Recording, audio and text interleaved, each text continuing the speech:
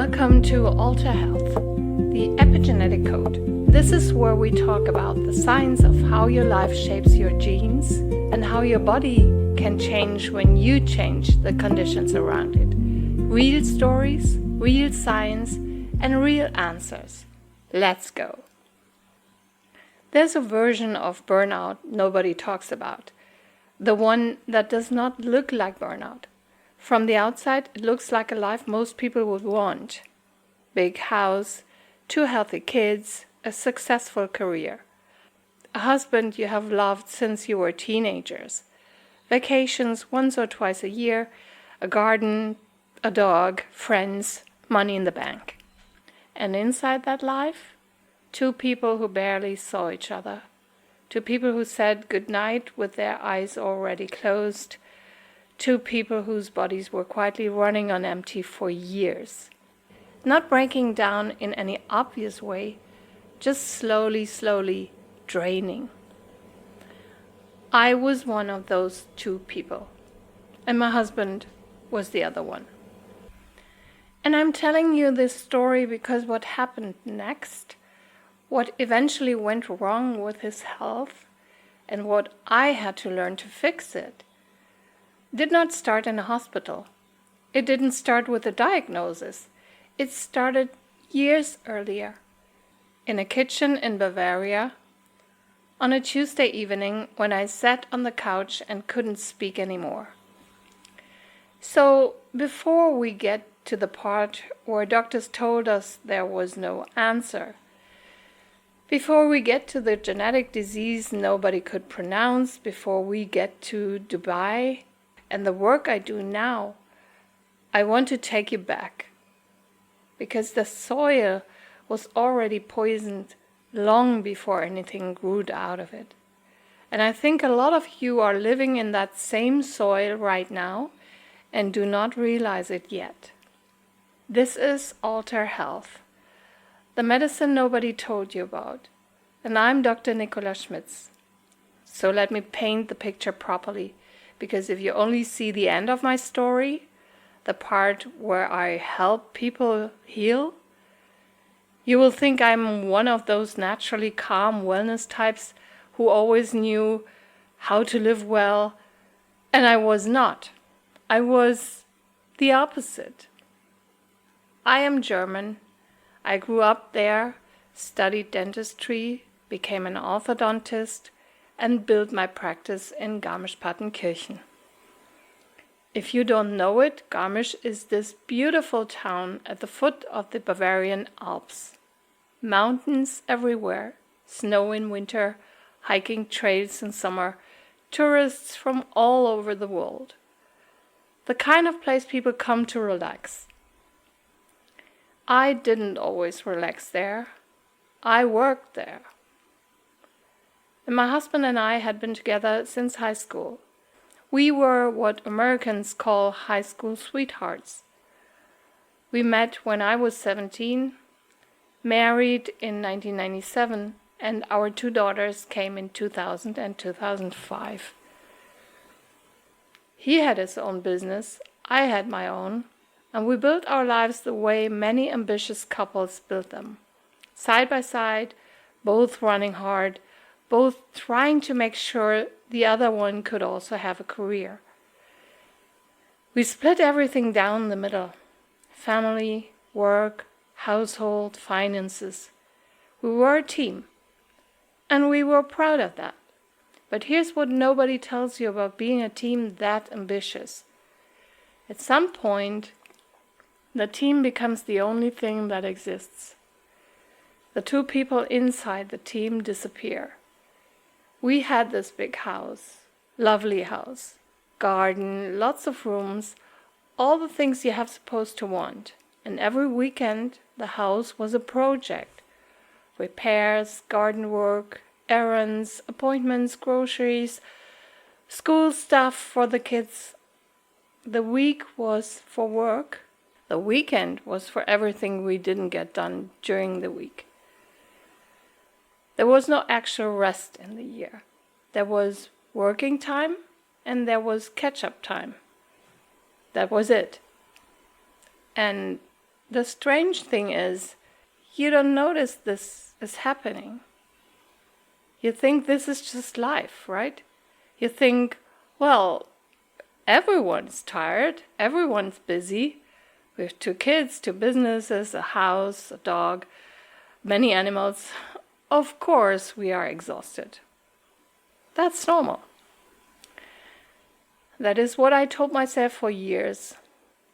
And my husband would leave the house early, before I was really awake. He had a long commute, a demanding schedule, employees, clients. He would come home late in the evenings, sometimes after 9 or even later. By that time, I had finished work, picked up the kids, done homework, made dinner, dealt with whatever crisis the day had thrown at me, and I was on the couch in this kind of zombie state. Not really watching TV, not really thinking, just breathing in and out, waiting for the day to be over and just surviving. And I remember, this still hurts to say out loud, I remember telling him so many times when he came in, I would say, "I'm sorry, I cannot talk anymore." That was the greeting. Not "how was your day?" Not "let me hug you," not even "hello" properly. Just, "I'm sorry, I cannot talk." And he would nod, because he understood, because he was just as fried as I was. He would sit down, eat something, watch a bit of TV to come down from his day, because that is what people need after running at full speed for 12 hours. They need to power down. Except by the time he was ready to power down, it was already late, and by the time he came to bed, it was even later. So he was sleeping 5 to 6 hours. I was sleeping a little more, but not much, and not deep. That went for years. Years. And here's something I want you to really sit with, because this is one of the most important things I have learned in my work since then. There is a kind of damage that does not show up on any test. There is a kind of exhaustion that doesn't have a name, and a kind of slow erosion of a human being that no doctor will ever flag in a checkup, because there's no marker for it. There's no blood value for it, and no scan. It is the damage of being slightly too stressed, too underslept, slightly too disconnected from yourself, too rushed, too cut off from joy, every single day for years. And every single day, the damage is small enough that you can ignore it. You think, okay, I'm tired today, I will sleep more on the weekend, or okay, I'm irritable today, I will be nicer tomorrow, or okay, I'm eating bad food right now between appointments, I'll start eating better next month. And next month never comes, because next month looks exactly like this month. Vacations became a strange thing. We would plan them, we would look forward to them, and then we would arrive somewhere beautiful and spend the first 4 or 5 days just trying to come down, trying to slow our nervous systems enough to actually feel like we were on vacation. And right around the time we finally felt human, the vacation was over. And then we had the post-vacation chaos. Suitcases, laundry, mail, work piling up, kids back to school. Within 48 hours of getting home, we were exactly where we had been before we left. Sometimes worse because of the catch-up. And I started asking myself a question that, looking back, was the first real warning sign. I started asking myself, does this actually make sense? Not in a dramatic way, not in an existential crisis way, just a quiet, persistent question that came up while I was loading the dishwasher or driving to work. Does this make sense? Is this a life or is this a treadmill? Are we actually living, or are we just doing the things we are supposed to do? The honest answer was, we were on the treadmill. And the treadmill was not slowing down. The kids needed more, not less. The businesses needed more, not less. So did the house. And our bodies kept giving and giving, with less and less coming back. Our marriage was the strange anchor in all of this. Because we were childhood sweethearts, because we had a long, deep, real history together, the relationship survived the years of being half-functioning roommates. We didn't fall out of love. We just fell out of contact with each other. We were two tired people sleeping in the same bed, parenting the same kids, paying the same mortgage, and barely actually meeting each other anymore. And I think a lot of long marriages live in that exact place and do not say it out loud. We argued about small things sometimes, nothing big, nothing about us, just the kind of small, sharp irritation that comes out when both people are running on fumes. I know now, because of what I do today, that there is a genetic component to how each of us handles stress. Some people are wired with very high stress resilience. They take a punch and bounce back. Others, like the two of us, are not. We are wired with a more sensitive system. And when we are pushed too hard for too long, we do not just feel tired, we start to corrode. The arguments are not really about the dishes or the schedule. They are the body screaming, I cannot hold this anymore. Please give me space.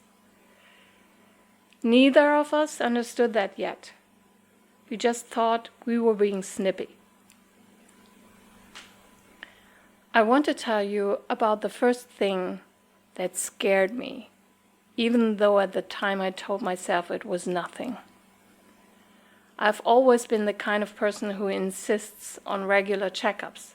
I'm a doctor by training. I trusted prevention more than I trusted crisis management.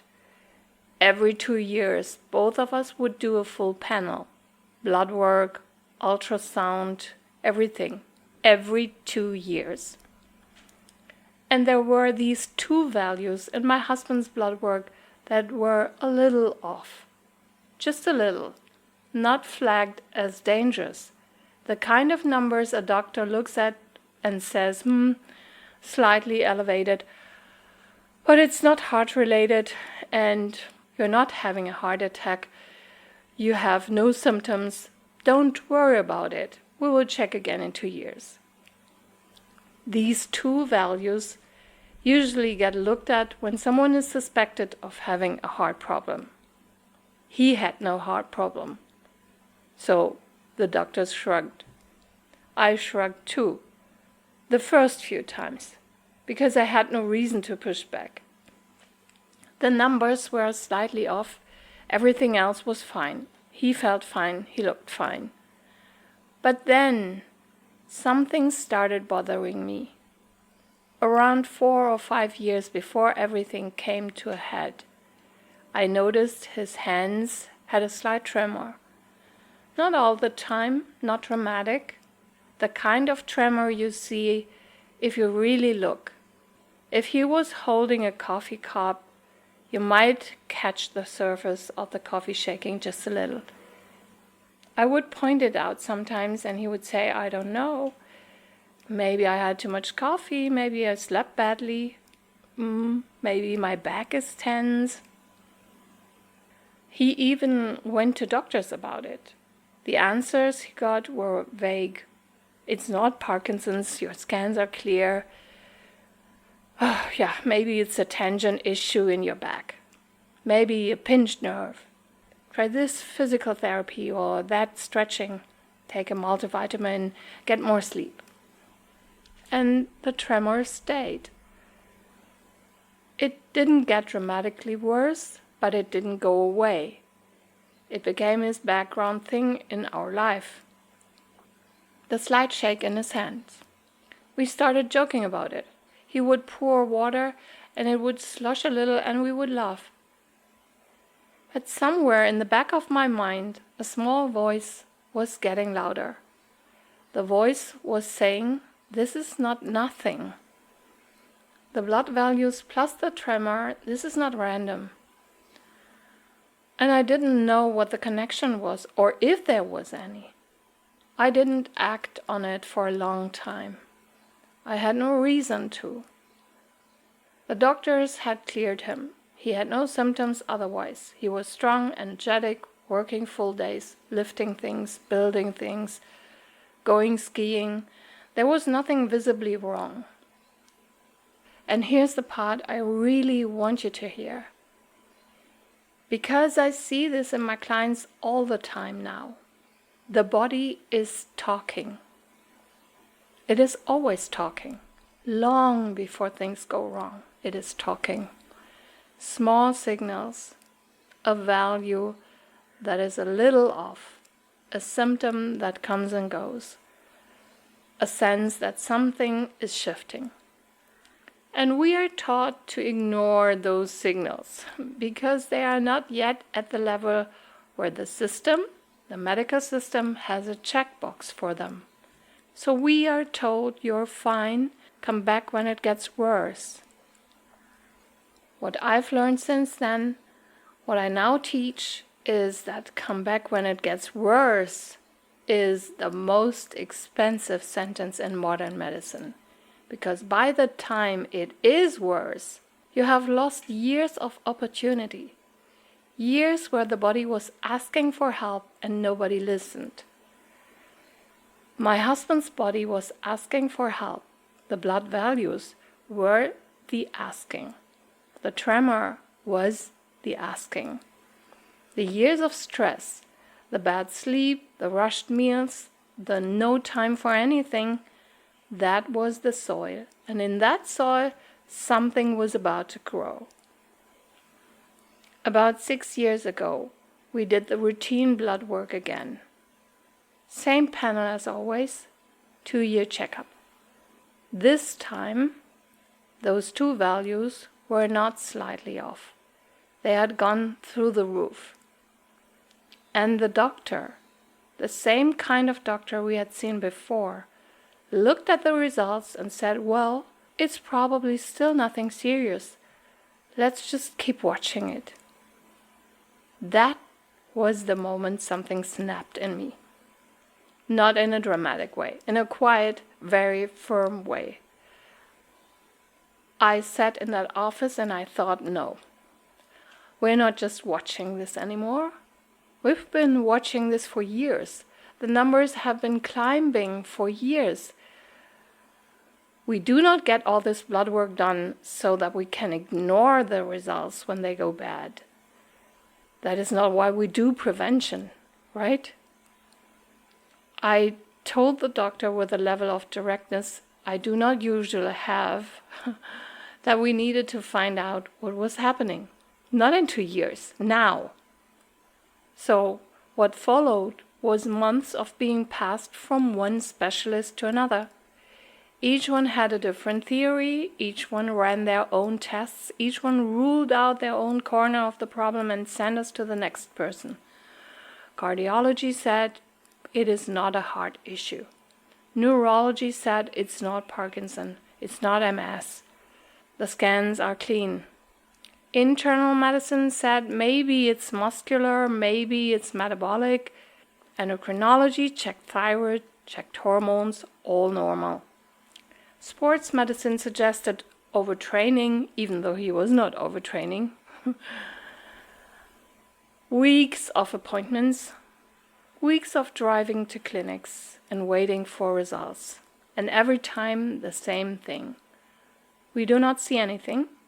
We do not know what's wrong. Come back if it gets worse. And I want you to hear how that feels, because if you've been there, you know. You're sitting in a waiting room with the person you love most in the world. You both know something is wrong. The numbers say something is wrong. His body says something is wrong. And every doctor in the country, in this very good medical system that we trust and pay for, is saying, we cannot help you, we don't know. After months of this, we hit the wall. The last specialist we saw essentially said, look, we have ruled out the obvious things. You are not in immediate danger. Just live your life and we will keep an eye on the numbers. That was the official medical position. Live your life and wait. My husband was okay with that. He's the kind of person who can accept things calmly. He thought, well, the doctors did their job. We tried. This is what it is. I was not okay with that. Not even a little. I sat in our kitchen the night after that last appointment and I felt something I had not felt before. It was not panic. It was not grief. It was something colder and clearer. It was my decision. I thought, okay, if the medical system has nothing for us, then I will find something myself. I do not know where. I don't know how.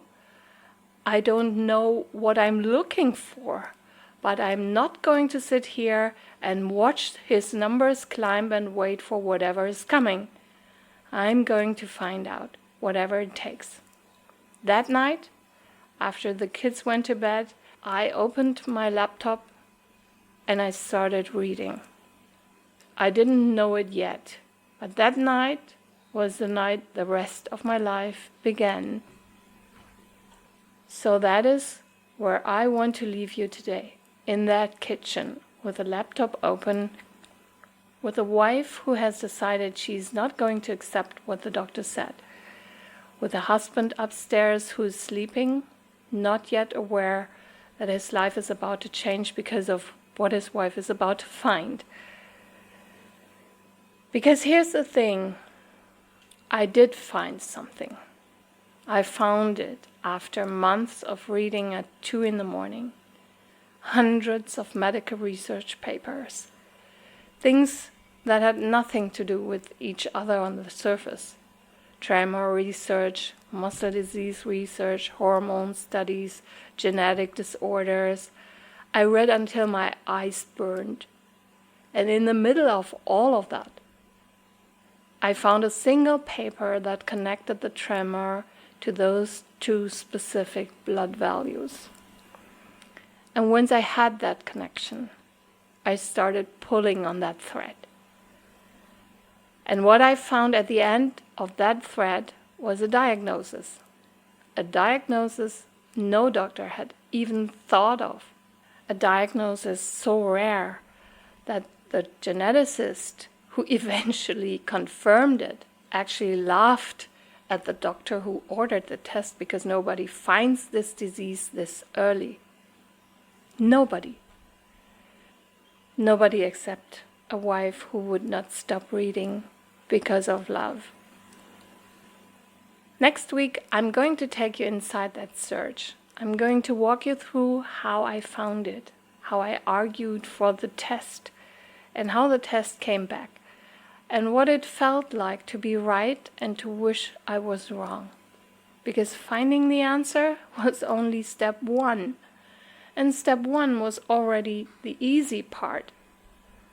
If something in this episode landed for you, if you recognize that exhausted treadmill, or if you have a body that is whispering things and you keep ignoring them because the doctor said you're fine, please share this episode with someone who needs to hear it. Thank you for being here. I see you next Tuesday, because health is a choice.